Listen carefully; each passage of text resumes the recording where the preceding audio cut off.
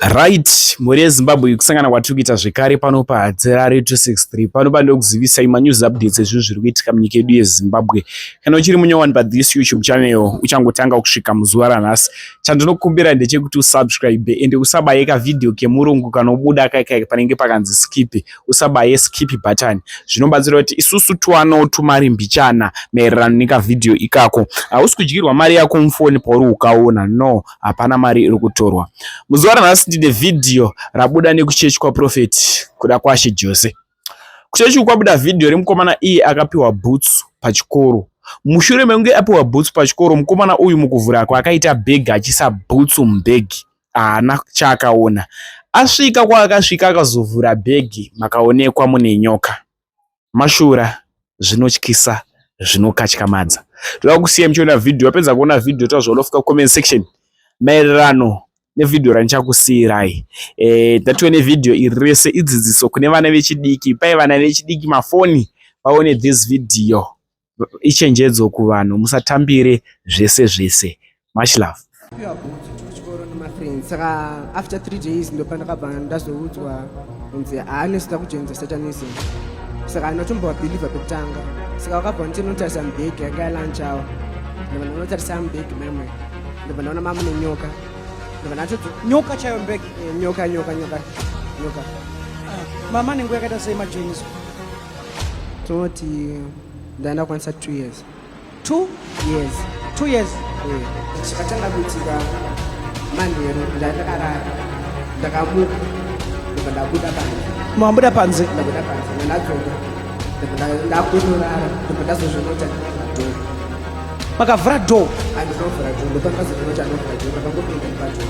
Makapinda nepadoor rakavharika. Ndobva maenda panze. Ndobva maona zvanga zviripo. Let us watch on our Yes, Pastor. Tine family iri pano. Vauya nemwana wavo mukomana. Vakaona mwana achitanga kudona. Kusvika mwana azotaura munhu waMwari kuti one day ari kuchikoro anoti akadanwa nevamwe vake, ndobva vavhura bhegi, ndobva vatitarisa mubhegi. Kwete ratiri kuona pano iri munhu waMwari, bhegi reumwe wekuchikoro. Anoti iye achidongorera mubhegi umu akabva aona nyoka yaakaona mubhegi umu. Saka kubva ipapo munhu waMwari anogona kuti akadona, anogona kudona kwe1 hour pasina zviri kuitika. So mukutaura kwake ari kuti he was initiated muSatanism, man of God. But pane bhegi rauya pano munhu waMwari riri pano iri. Bhegi iri kana vanhu vachiriona panyama hakuna chinhu chiripo. But mukomana ari kurondedzera kuti mubhegi umu mune zvinhu zvakawanda zvirimo munhu waMwari. Ari kutaura kuti mune nyoka, mune zvipuka zvakawanda zvinorarama zviri mubhegi irori, man of God. Zvakare mukomana anotaura kuti anogona kungobata mvura, akangobata mvura maoko ake anenge atosvika kugungwa riri kuTanzania, man of God. So ari kuti anoenda pasi pemvura vachiita zvakasiyana siyana. So akainitiatwa muSatanism. So pano tina gogo vari kugara nemwana. Regai tinzwe gogo vachitsanangura zvimwe zvezvinhu zviri kuitika kumwana. Amen. Mwana uyu paakatanga kudona, nyaya yake panyaya yebhegi, paakazoona nyoka mubhegi dzakatanga dziri bhutsu dzaakapiwa. Ndokubva anzi bhutsu dzako dzaatsarurega tikupe dzimwe. Ndokubva ati gogo wangu anogona kunozviona. Ndobva zvanzi aiwa havazvione. Vatoenda kuti vasazviona kuti ndidzo, vanogona sezvo dziri idzodzo. Saka paakapfeka bhutsu dziye akaita 3 days, ari kuti rechi4 ndoro vakazomuudza kuti bhutsu dzatakakupa dzedze takatokupinza muSatanism. Saka ndokubva achigara akadaro kwemazuva, anga ipapo angaenda kwagogo mai vamai vacho kuChinhoyi, ndokwaanga ari. Saka paakazotransfera achiuya kunokuma muna January, muna May ndobva akatanga kudona ari kumbare. Adona kumbare masipuseni masikati akazodona paCoca-Cola. Saka vanhu takamuendesa kuchipatara chinofunga kuti ndofunga kurwarawo zvako.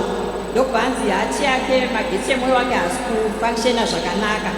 Saka ndokubva tangoramba tinaye, tichiuya naye, ndopakatanga kuenda kuzoni achinamatirwa, achimanifesta ikoko.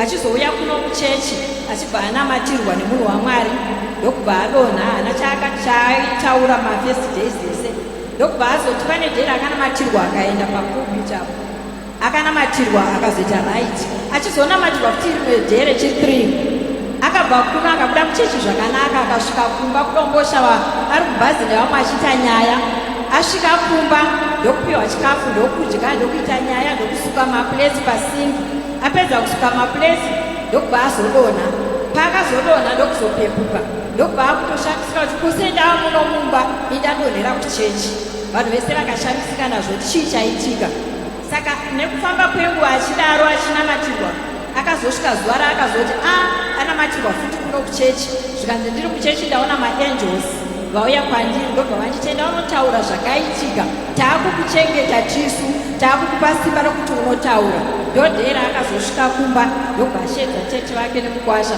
ndobva atanga kutsanangura nyaya dzacho mafambiro adzakaita iwaya kuti how he was initiated in Satanism. Saka adaro saizvozvo akataura in short asi zvaitaura zvimwe zvaitotaura nevamwe vanhu vahombe. For those that are watching online, people all over the world, we are right here at the City Sports Center, Victorious Generation International Church, where we are seeing a family here who have brought their son, who is their grandson, who was initiated into Satanism at school. But today, as they are coming, we are seeing a bag that is lying just beside the boy. According to the narration, people of God, the boy was saying this bag, it just looks like a mere bag, but it is not a mere bag.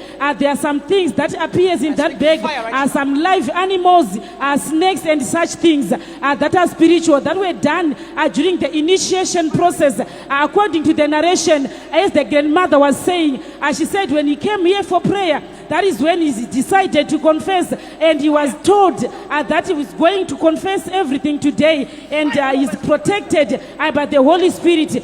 Can we clap hands for Jesus, people of God, as we are seeing the man of God, Prophet Kudakwashe Jose, ministering and praying for the boy who is about to receive his total deliverance today. Kanawakataris, and you are watching online, wherever you are, just connect with faith, with whichever situation that you are going through. As this boy is being delivered, as the man of God is praying and ministering to this boy, may you also receive your healing, may you also receive your deliverance in whatever ailments, whatever situation that you are in. Can you stay connected wherever you are? Just watch on your screens and see what is happening, people of God. Continue watching and see the power of God through the man of God, Prophet Kudakwashe Jose, right here at the City Sports Center, Harare, of God, manifesting in our midst. Wherever you are, people of God, just continue watching. Just continue watching and stay connected wherever you are. Whatever situation that you are going through, you may also receive your deliverance. You may also receive your healing. You may also receive your healing. You may also receive your freedom. Wherever you are, just connect with faith. Wherever you are, just connect with faith. Connect in prayer. Connect with faith. Wherever you are, people of God, we are right here in Zimbabwe City Sports Center, where the man of God is praying for this boy who was initiated into Satanism, where the man of God is praying for this boy who was initiated into Satanism. People of God, wherever you are, there is no situation that is bigger than God. Whatever situation that you are experiencing, just connect with prayer. Continue watching on your screens. Continue watching on your screens and see the power of God as this boy is being delivered, as this boy is being prayed for by the man of God, Prophet Kudakwashe Jose. Those who are here at the City Sports Center, can you clap hands for Jesus? Anis, what is happening to you? Anasimba. Onasimba. Yeah. Jesus Christ has delivered you right now. ngatombere Jesu maoko. There is strength in your body. Stand up right now. You are free.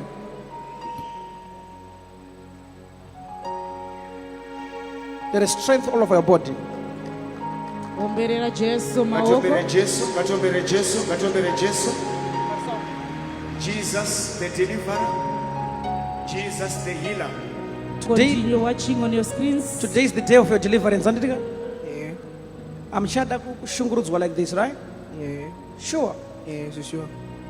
Stay connected Teacher wherever you Maguda, are. what do you want right now? Ndoda kurarama free life. Life iri right. Ndisingati step kuenda kuchikoro. So mama could step away to kuchikoro. Eh. Okay? All right. Now, as you are getting food deliverance, come. As you are getting food deliverance, today is the day of your deliverance, right? Amen. You shall never be attacked again. This all. All right. Now, for the sake of someone who might be also angachita zvamam shita imimi, ndakuti aone kuti Mwari vanokwanisa kusunungurayo. Ndizvo kamukomanezo. Yeah. Ndizvo handiti? Yeah. So, all right. So, tatsanangurirwa makarara muri flat up how you've been joined kusatanism. Mama nenguva yakaita sei majoiniswa? Toti ndanda kwanisa 2 years. 2 Years. 2 years. Eh. Vabereki venyu vaizviziva here? Ndindakazovaudza. Ndimakazovaudza? Eh. Makakonfesa? Eh. Chii chakaita kuti mukonfesa? Ndavanamatira ndiri kuchechi. Ndakaendeswa paaltar kumberi. Ndabva ndaradzwa maangels. Saka ndakabva ndabva ndakudzonzi ndinoudza vanhu vari kumba chokwadi. Saka ndakabva ndaenda kumba ndobva ndakasvika ndatora tete vandogara navo. Ndabva ndavaudza kubva pekutanga ndiri kuchikoro. Zvakaitika zvese kusvika until now. Saka vanhu vari kumba vaisazviziva kuti wakajoiniswa vaingofunga kuti uri kudonha? Vaitoti ndiri kurwara. Ndakatoenda kuchipatara ndatonzi hati yangu iri Zvanzi hati yako chi? irregular. Saka hanzi inorova zviri very very slow kana zviri very fast kana kusatorova. Saka wakazovaudza kuti nyaya iri kubva kupi? Ndakavaudza chichiri kuitika. All right, just in short, how wakajoiniswa same satanism? What happened? Ndakapiwa bhutsu kuchikoro nemafriends. Saka after 3 days ndopa ndakabva ndazoudzwa kunzi haanetsida kujoinisa satanism. Saka anotombowa believer pekutanga. Saka wakabva ndinotarisa mubhegi yanga yalanchawa. Ndabva ndanotarisa mubhegi mamwe. Ndabva ndaona mamu nenyoka.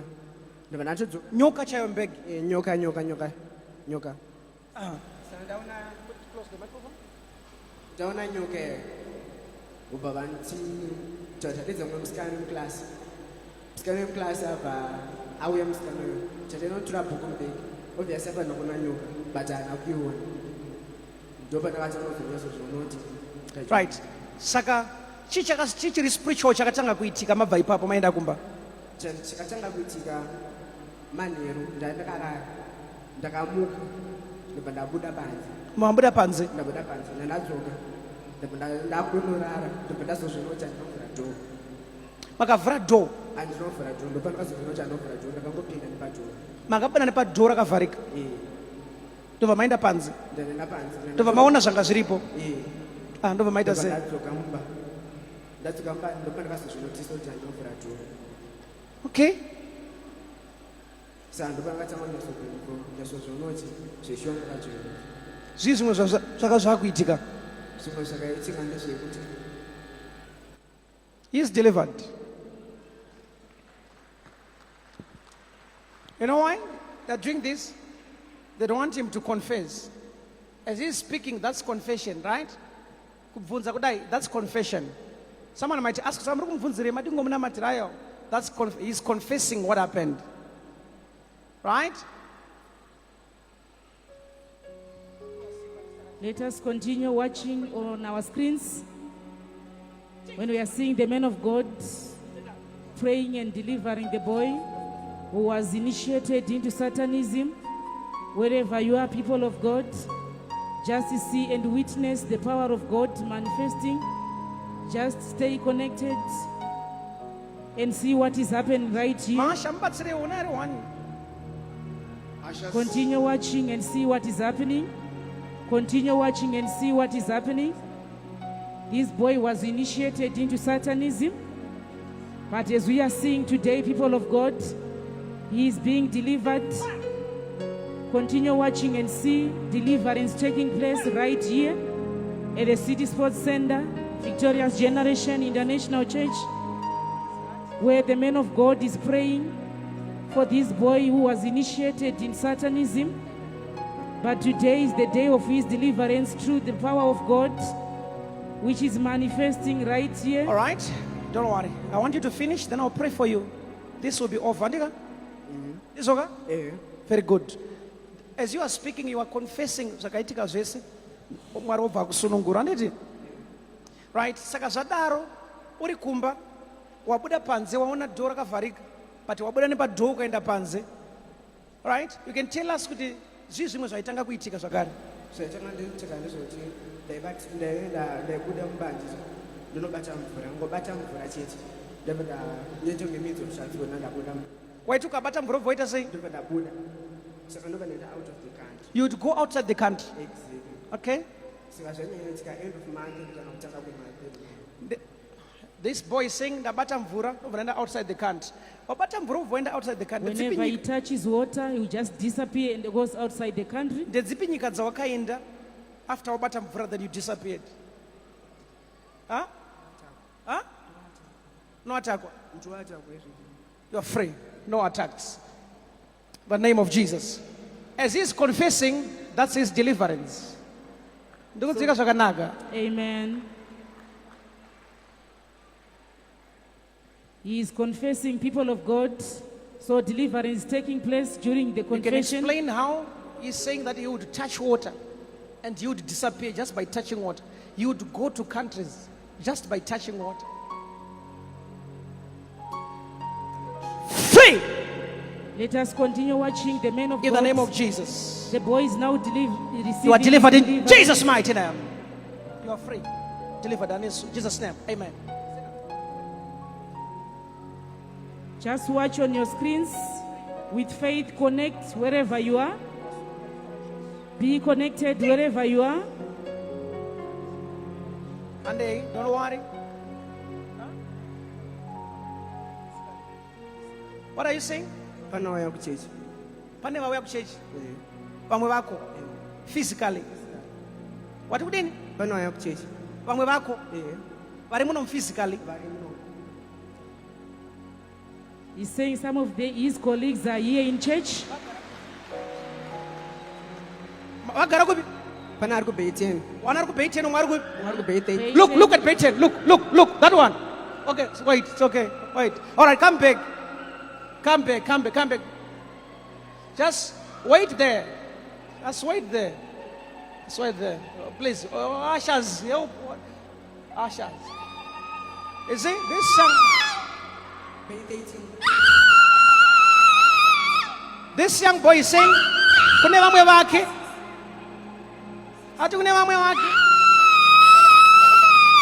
Bay 13. All right. Omwachari pa bay chi? Bay 10. Bay 10. Bay 13.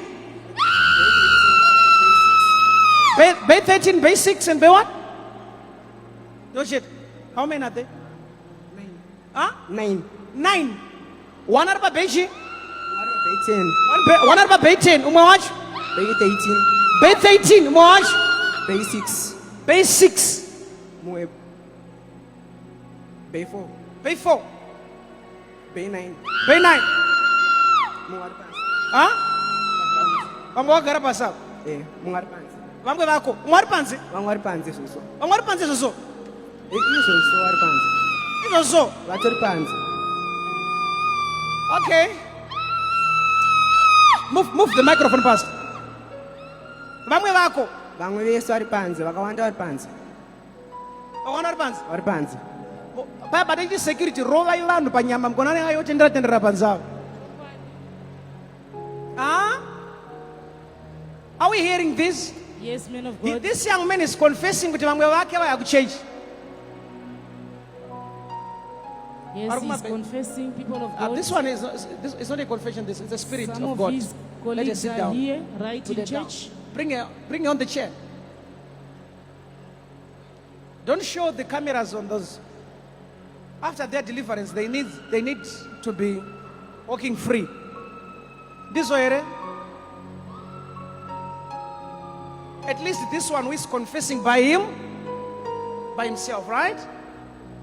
Good. Are we hearing this? Kana pana kufamba panze vadzosei church nekukurumidza security ve apa ndo ve vari kugadzira holy communion apa All right, it's okay. Make sure none is outside. Security. Everyone must be inside. Please go. Run, security. So man of God, Good, thank you. mukomana ari kuti varimo vakagara vari kuona. Ndikati ko sei vasiri kumanifesta tikati because bhegi iri richiripo asati radestroyiwa. Beg mune chiyumu. Give him. Ambeki kune zvinhu zvakawanda. Mune chi? Kune zvinhu zvakawanda zvinokonzeresa ma-connections. He's saying there are so many things in the bag. Mention zviri mubhegi rako chiine chi? Hazvikawandisa. Chiine chi? Mune nyoka, pane chinonzi buwe, mune chinonzi A, chinonzi C, koita chinonzi Mvara kutaura fast. Mati mune chi chekutanga? nyoka. Mubhegi iro riri. Number 2. Pane chinonzi buwe. Buwe. Exactly. Buwe chicho. Chicho chinhu choshandiswa kukanganisa. Chokanganisa brains dzevanhu. Alright, nyoka wanga uchishandisa chiri mbegu? Nyoka anombogona kuishandisa. Vanobva vaishandisa. Ko buwe. Buwe, ndizvo zvanombogona kuishandisa. Ndosaka ndisina kufa ini. Saka usina kufa. Dai wakazvishandisa waifa. Dai ndakazvishandisa kana zvifidha zvinhu zviri mbegu ukoko. Kana kuzvifidha. Zvaifana kufidwa. Zvinofanira kufidwa. Nani? Neni. Ndinofanira ndakauraya munhu. Waifana kuita sei? Ndafanira ndakauraya munhu. Waifana kuuraya munhu. Eh. Ndani aifana kutanga kuurayiwa? Mama. So man of God, ari kuti vari mukati umu vane zvavainazvo zviri connected to this bag. Stay connected wherever you are, people of God. Okay. Continue watching on your All screens right. and see Wati deliverance mune taking nyoka place mbhegi umu. Mune right here buwe. at the City Sports Center. Mune chi futi? A. Cheti. Wepa A. Cheti nechi futi? Pane chinonzi B. Chinoshandisa amwe acho angoma letters. Chinonzi chi? B. Angoma letters. Manje angori maletters. Chicho chocho. Chimwe zvinoshandiswa transport. Zvimwe zvinoshandiswa kushandisa pasacrifice. Pauno sacrifice. Saka sacrifice unoshandisa chi? Sacrifice unoshandisa B. Saka tikavhura bhegi tinozviona here. Ambozviona, but makanamatira bhegi munozviona. Kana matira bhegi tozviona. Munoona zvinoitika mukati.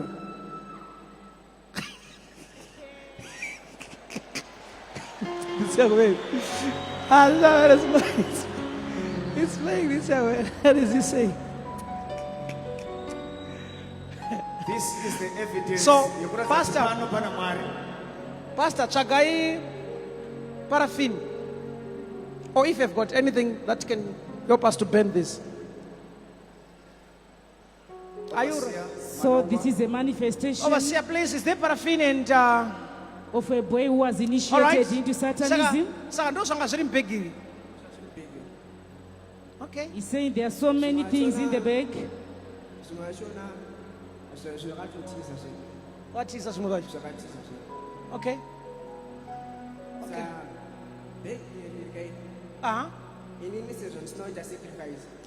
Vakawanda vakaita sacrifice. Rakapiswa vanogona kufa. What are you saying? Come, God is delivering you, but I want you to tell me. No, go kushandisa kuti wakumana. This was kugwari kuvhunduka kuti ndandine mwana ndisingazive zviri kuitika zvezvo. Mukoma, mati bhegi rikapiswa chi chinoitika? Pane vanhu vanofa. Vanofa rini? Within 2 weeks. Hey! What can we do now?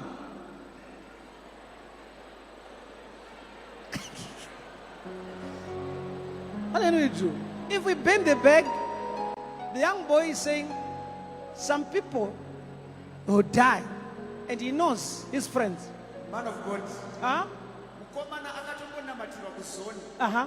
Kunonzi akadzura zidombo ranga rakakura. Oh. Vanhu vakada kutora mapikicha. Hanzi mafoni avo akabva afa. Ipapo man of God. Akadzura dombo. Huh? Wadzura dombo rakakura sei? Autoziva. Gogo akadzura dombo rakakura sei? Pastor? Pastor, kamangira. Microphone. He lifted up a very big stone. Where is the zone pastor of our... Akadzura dombo rakaita sei gogo? We're not there. Who was there pakadzura dombo mukomana? They are saying he lifted a very big stone. Rakakura sei dombo rakadzura? akadzura dombo rakakurisa raitoda kana clean chaicheyo. Rida crane. wakatora wanga waripo watora mafotos waripo eudi waripo apapo akaridzura pasi ekuridzura pasi zvakaitika ndezvekuti patainamata tichideclare pakatanga kumanifestas achiti I'm the real devil pakatanga panzi advocate wasatani pakazonzi the real devil saka ndopakamhanya kunosumudza dombo akamhanya zvokuti akasiya vanhu vese zvokuti akatopererwa takangoti vasumudza zidombo asimudza zidombo akanotora foto wese foni yakafa waripo one evidence waripo makatorwa nefone aiwa ndanda kuti ndakasara ndakamira This is a mysterious experience, people of as a God. pastor They are saying he lifted up a very as a man big of God stone. at least But now those who we tried want this take young boy to be photos- delivered right now. Are you ready? Toita sene begi.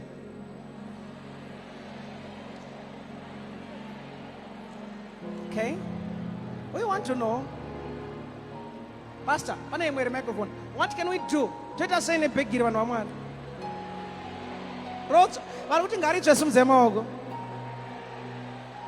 Ko vanhu vanobva vafa manja.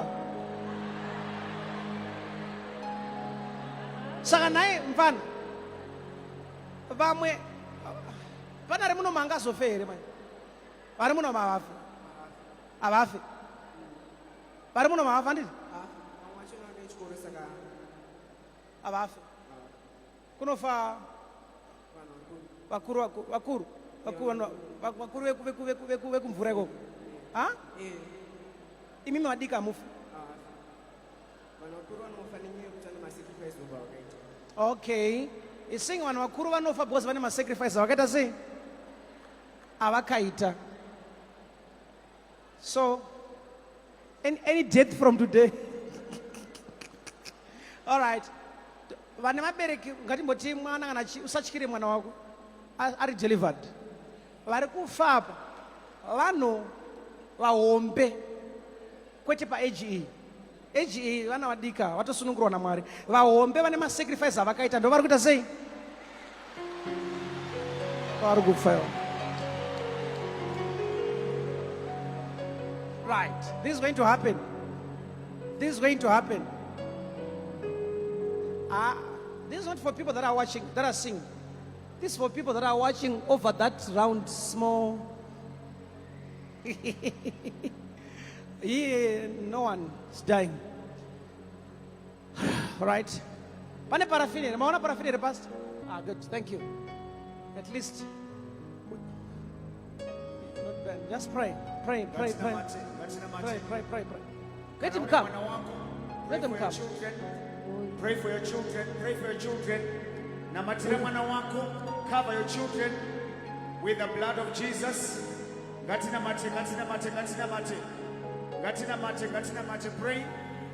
Pray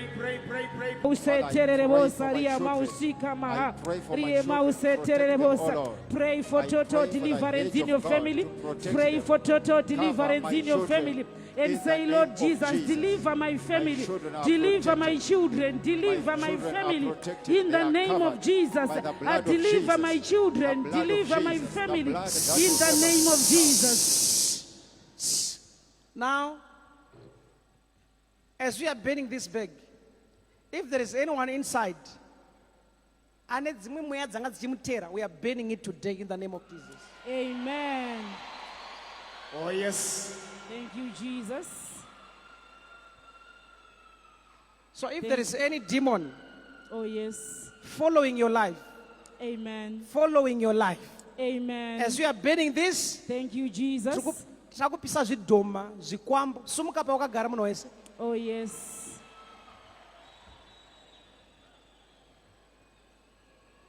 Right? Are you ready? Yes. Are you ready? Yes. Are you ready? Yes. Father, in the name of Jesus, Amen. we set this young man free. By the blood of Jesus Christ, young man, you are free. You shall not be attacked again. Jesus Christ loves you. He has forgiven you, right? Don't worry. You're a young child. You don't know. But Jesus loves you. Andika? Good. Thank you. How old are you? Oh, you're very young. God bless you. All right? What's happening there? He was telling us that there are so many items that are in that bag. So many living creatures, that includes snakes. Lift and up your other hands. things. Thank you, Jesus. I decree and declare in your family, Amen. every evil bag in your family, Oh, yes. there are some bags and zinu zirimo. And in Jehovah, we burn that altar. We are burning that altar right now. Oh, yes. From today, somza maoko taura kuti nyoka dzekumusha dzatsva, Nyoka dzemumusha dzatsva. zvikwambo zvekumusha kwedu zvatsva, Zvikwambo zvemumusha medu zvatsva. varoyi vanoteera upenyu hwedu vatsva, Varoyi vanotevera upenyu hwedu vatsva. nezita rajesu. Nezita raJesu. Glory be to Jesus Christ. Oh, yes.